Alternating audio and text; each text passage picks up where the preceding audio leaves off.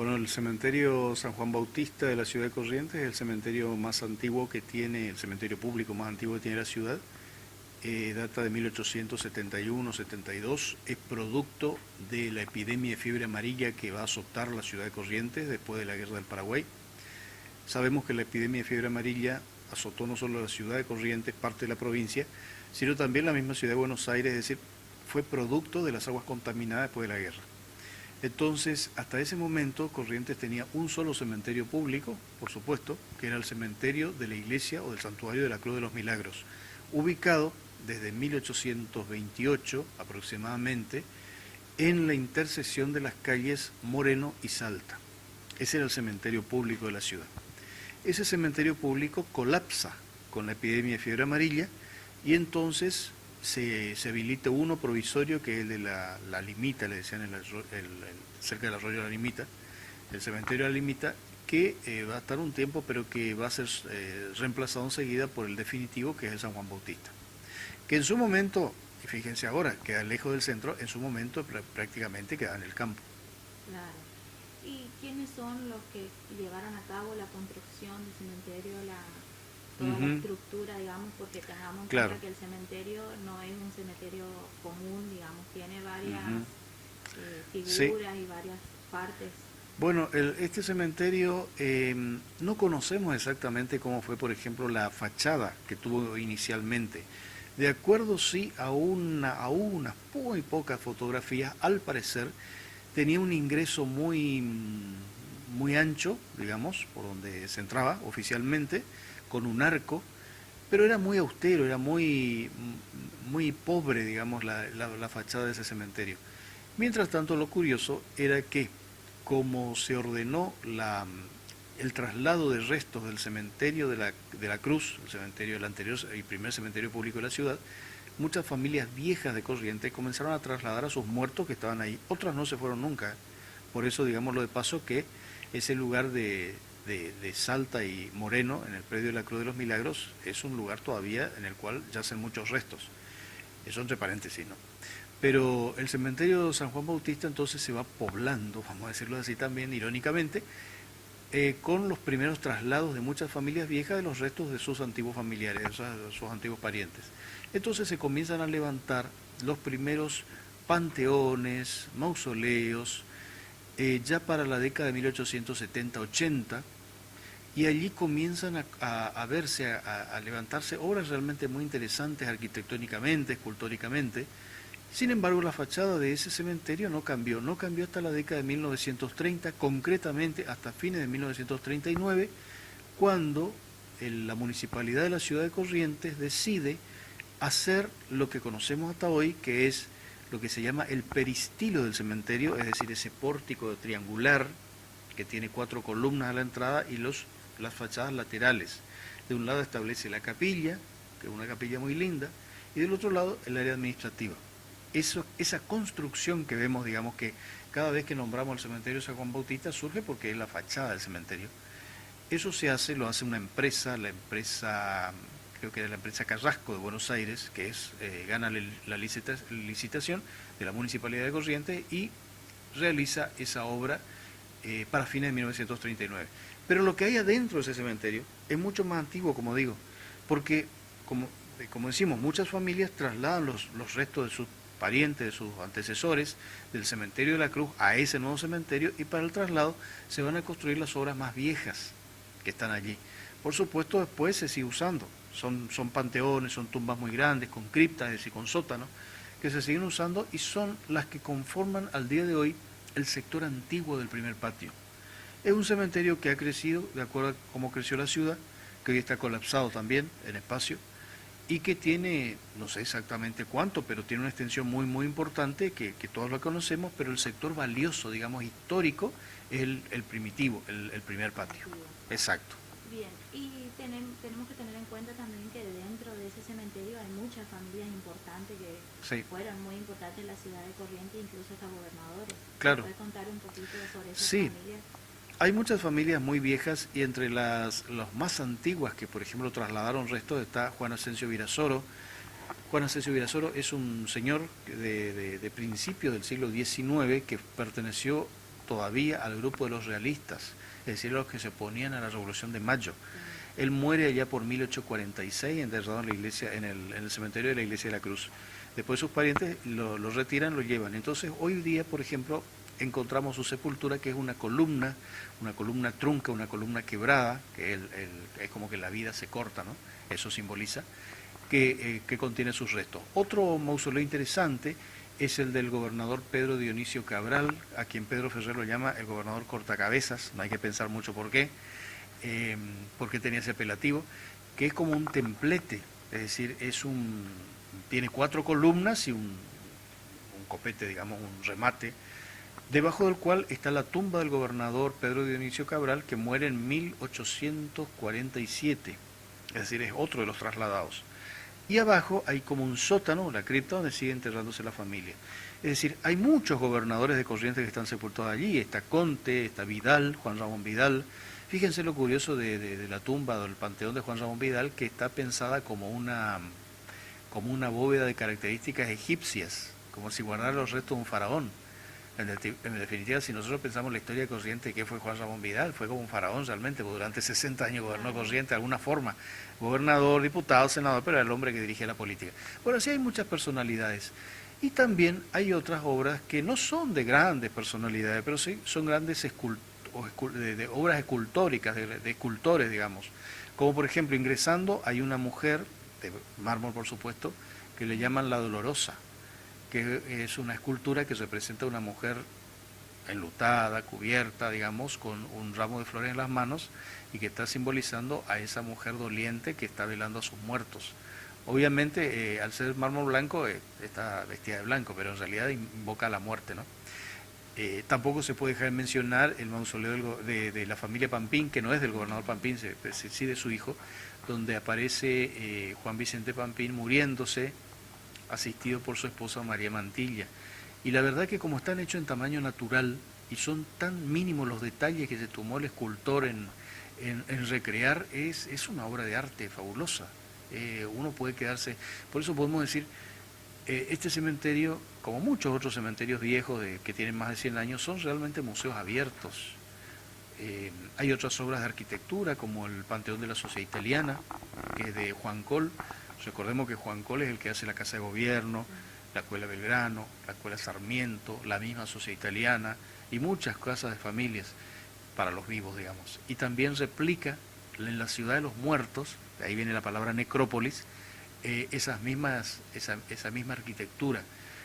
Si nosotros recorremos el primer patio de ese cementerio, del San Juan Bautista, vamos a encontrar, como decimos, no solo obras escultóricas, obras históricas donde yacen figuras como gobernadores o grandes personajes, sino también una sucesión de distintos estilos arquitectónicos, que es muy interesante también, desde la arquitectura italianizante o italiana confederal, como el Panteón de Díaz de Vivar, donde está está sepultada allí la pintora Justa de Díaz de Vivar, es el Panteón de 1884, es el más antiguo que tiene el cementerio, hasta obras pasando por el italianizante, las obras de la Belle Époque, el estilo francés, digamos, una conjunción de distintos estilos, o el Art Déco, que es más esquemático, más geométrico.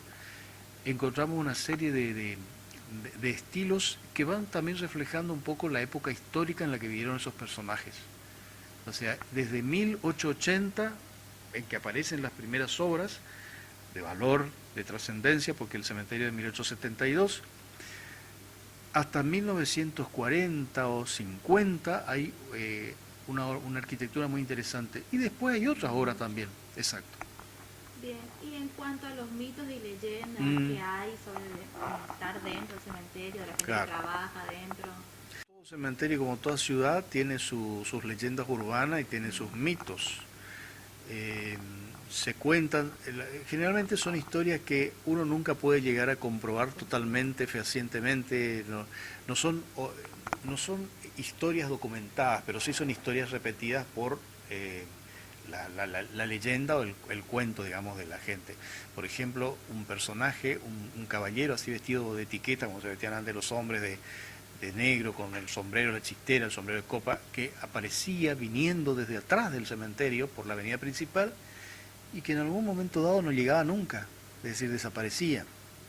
Digamos, se cuenta esa historia, se cuenta la historia que ocurrió también una figura femenina aparecida en el Panteón de Espaldín. El Panteón de Espaldín, o de los Escobar Espaldín, está ahí cerca nomás dentro de este circuito histórico.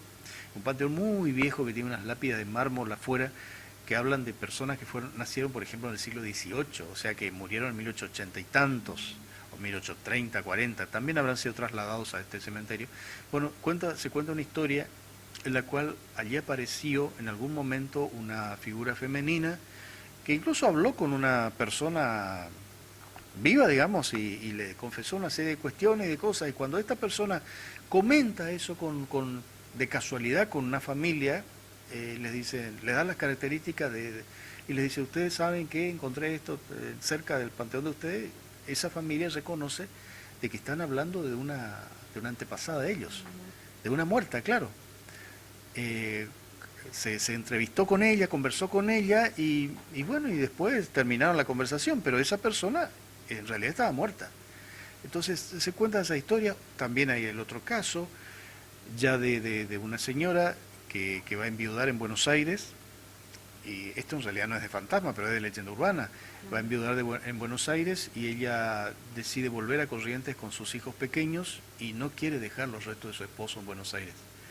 Entonces ella soborna, digamos, al enterrador, como se llamaba, al sepulturero, como se llamaba antes, a la persona encargada, y allí consigue robar los restos de su marido, que los lleva a su casa, y ella lo va descarnando, es decir, lo va desarmando al cadáver. Cuando lo termina de desarmar, lo pone en una urna y lo embala como un equipaje y lo manda a Corrientes. Esos restos están acá. O a otra señora que se levantó lo más bien, un buen día, fue al banco a cobrar, estamos hablando de inicios de la década del 60, era jubilada, cobró su sueldo, cuando volvió a su casa se sintió descompuesta, la familia en un estado de desesperación, porque de la normalidad pasó a ese estado de descomposición del cuerpo, ¿no? del físico, la llevan inmediatamente a un centro sanitario del centro y esta señora se muere. Entonces, como era costumbre en ese momento, la devuelven a la casa, llaman a la empresa fúnebre, arman el mortuorio, el velorio, pasa el día, la visita a la gente y demás y la sepultan. A los días, la familia se da cuenta de que esta señora se había llevado su sueldo consigo misma. Es decir, en lo que ella, sus haberes cobrados, se los llevó. Entonces uno dice, eso de que no llevamos nada parece que no es tan cierto. No le sirvió para nada, obviamente, pero ella había cobrado su jubilación y como fue sepultada con la misma ropa que tenía, se había llevado su sueldo con ella.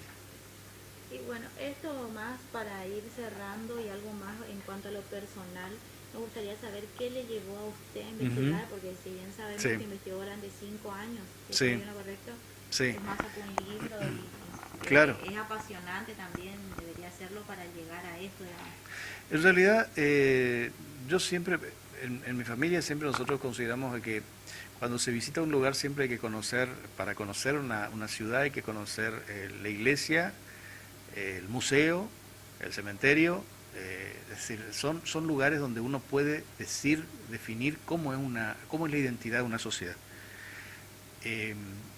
Yo creo que, yo lo considero, a los cementerios históricos, por eso digo, son museos al aire libre, donde es como que el tiempo se detiene, la vida se detiene, obviamente.